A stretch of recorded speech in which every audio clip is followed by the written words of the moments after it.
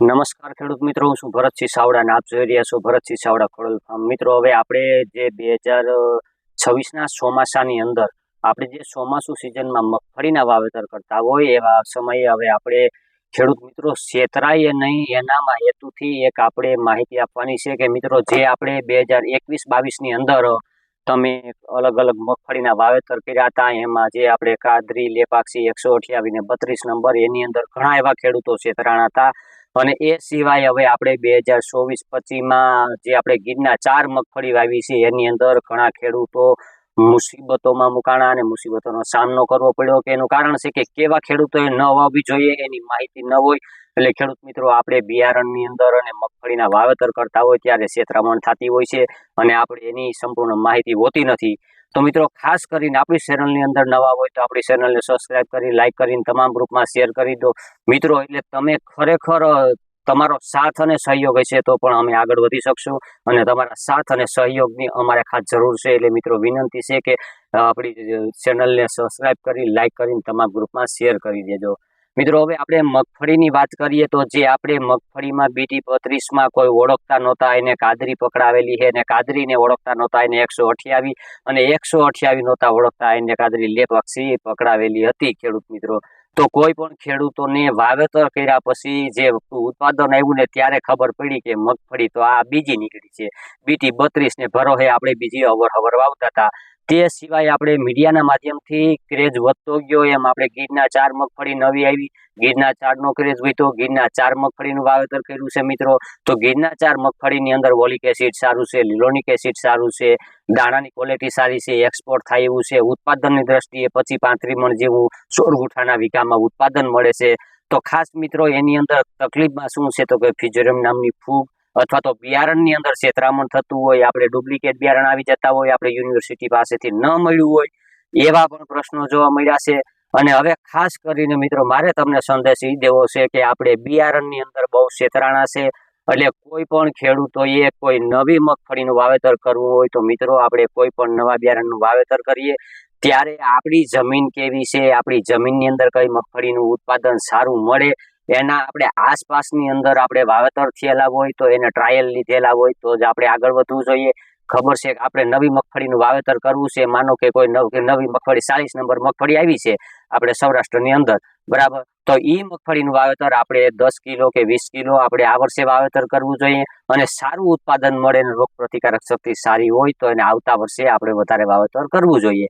પહેલા ટ્રાયલ લેવું જરૂરી છે, આપણે બધી સીધી ડાયરેક્ટ બથ ભરી ન લેવી. એટલે ખાસ મિત્રો, આપણે એક જોવાનું એ છે કે કોઈ પણ મગફળીની અંદર પૂરતી માહિતી હોય તો એ માહિતીની અંદર ખાસ તમને જણાવવાનું એ છે કે આપણા 16 ગોઠાના વીઘાની અંદર સૌરાષ્ટ્રમાં 16 ગોઠાના વીઘાની અંદર કેટલું ઉત્પાદન આપે છે, મગફળીના પાકવાના દિવસો કેટલા છે, મગફળીના અંદર ડોડવાની સાઈઝ કેવડી છે, ડોડવો કયા પ્રકારનો છે, તેલની ટકાવારી કેવી છે, રોગ પ્રતિકારક શક્તિ કેવી છે, સારાની અંદર આપણે જે ટકી શકે એવી રોગ પ્રતિકારક શક્તિ હોવી જોઈએ.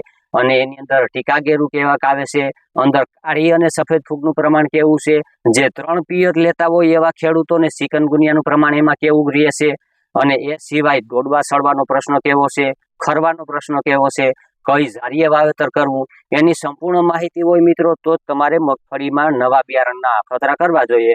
અને કોઈ ખાલી આમ બસ છોડવા ઉપાડીને તમને બતાવે કે ભાઈ જોઉં તમે ફાલ કેમ છે, બધે કરતા વધારે ઉત્પાદન આપે છે, પણ મિત્રો એ વાતમાં આપણે જવાનું નથી. કારણ કે આપણે ઘણા વર્ષથી આ થપાટ ખાતા આવીએ છીએ. એટલે મારે તમને ખાસ સંદેશ એ દેવાનો છે મિત્રો કે તમે કોઈ પણ મગફળીનું વાવેતર કરતા હોય તો તમે મગફળીનું ટ્રાયલ લેવું જરૂરી હોય છે. અને ટ્રાયલ લીધા પછી આપણા જમીનની અંદર ફાવટ આવે. હા, અમુક બિયારણમાં એવું પણ બને છે કે આપણા એક જ વિસ્તારની અંદર, એક જ ગામની અંદર ને એક જ દેશની અંદર વાવેતર થતું હોય તો ભાઈ એક ખેડૂતને સારી થઈ, એક ખેડૂતને નબળી થઈ. એનું કારણ શું તો હજી ખેડૂત મિત્રો તમને ખ્યાલ ન હોય તો એકને સારી થવાનું કારણ એવું હોય કે શિયાળુ અને ચોમાસું બે જ ઉત્પાદન લેતા હોય છે. એટલે કે ઈ જમીનની અંદર 3 ઉત્પાદન નથી લેવાતા, એટલે એને થોડુંક ફૂગનું પ્રમાણ પણ ઓછું રહેતું હોય છે. જમીનની અંદર રોગ પ્રતિકારક શક્તિ સારી હોય છે, એટલા માટે થઈને એમાં ઉત્પાદન મળી ગયું હોય છે. અને અમુક ખેડૂતોએ 3 ઉત્પાદન લીધા હોય તો એવા પડાની અંદર સફેદ અને કાળી ફૂગનું પ્રમાણ વધી જાય છે, ફ્યુઝેરિયમ નામની ફૂગ જોવા મળતી હોય છે, ડોડવા સડી જતા હોય છે, પછી અંદર કોઈ જમીનજન્ય ફૂગ હોય છે કે કોઈ બીજા આપણે જે વાયમોરમ નામની જીવાત છે, મુંડા છે, કૃમિ છે, નેમોટેડ છે, આવા પ્રશ્નો જોવા મળતા હોય ત્યારે પણ ઉત્પાદન ઘટવાની શક્યતા હોય છે. પણ તો એનું કારણ એવું નહીં સમજવાનું મિત્રો કે આ મગફળી બિયારણમાં નબળી હોય છે અને આ મગફળીની બિયારણ સારું હોતું નથી. પણ ખાસ મિત્રો જે આપણે ઉત્પાદન લેવામાં 3 ઉત્પાદન લેતા હોય અને 2 ઉત્પાદન લેતા હોય, બંનેને સારું ઉત્પાદન જોવા મળતું હોય ને ત્યારે સમજવાનું કે આ મગફળી આપણે વાવવા લાયક છે. તો મિત્રો ખાસ હવે આ સંદેશ મારે તમને આપવાનો હતો. તો મિત્રો આ રીતના તમે કોઈ પણ માહિતી તમને પૂરતી સંપૂર્ણ માહિતી મળે તો જ કોઈ પણ મગફળીના વાવેતર કરવાનો આગ્રહ રાખજો. એટલે મિત્રો આ જે કંઈ મગફળીના નવા બિયારણો અત્યારે હાલમાં માર્કેટમાં અલગ અલગ કંપનીના કે અલગ અલગ સંશોધિત યુનિવર્સિટીના જે કંઈ હોય એમાં તમારે પહેલા ટ્રાયલ લેવી જરૂરી છે અને પછી જ વધારે વાવેતર કરવું જોઈએ. તો મિત્રો તમે કોમેન્ટની અંદર મને જણાવજો કે આ મગફળી આપણે કેટલાની જારીએ વાવવી જોઈએ, કેવું ઉત્પાદન રહેશે, કેવી તેલની ટકાવારી છે અને કેવા એની અંદર ઉત્પાદનો મળેલા છે. તો એની અંદર આપણે શિયાળુ વાવેતર કરતા હોય એમાં આપણે તુવેર છે, એરંડા છે, કપાસ છે, મગફળીની અંદર વાવેતર થતા હોય એવા ખેડૂતોએ આ કઈ મગફળીના વાવેતર કરવા જોઈએ. તો કેટલા સમય મગફળી નીકળી જાય અને આપણો શિયાળુ પાક અને ચોમાસું 2 પાક તૈયાર થતા હોય છે. તો ખાસ મિત્રો કોમેન્ટની અંદર અમને જણાવજો, અમે તમને અલગ અલગ મગફળીના બિયારણ વિશેની સંપૂર્ણ માહિતી તમારા સુધી પુગાડવાની કોશિશ કરશું. સૌરાષ્ટ્રની અંદર કઈ મગફળીના વાવેતર થયા છે અને કઈ મગફળી કેવી થાય છે તેના રિવ્યુ બને ત્યાં સુધી એકઠા કરી અને તમારા સુધી પુગાડવાની કોશિશ કરશું. અને મગફળીની અંદર આવતા કોઈ પણ રોગજન્યની જીવાતોની કે કોઈ પણ સંપૂર્ણ માહિતી જોતી હોય તો તેમની પણ કોમેન્ટ કરજો. એટલે મિત્રો આપણે પોટ આપવાથી માંડી અને જ્યારે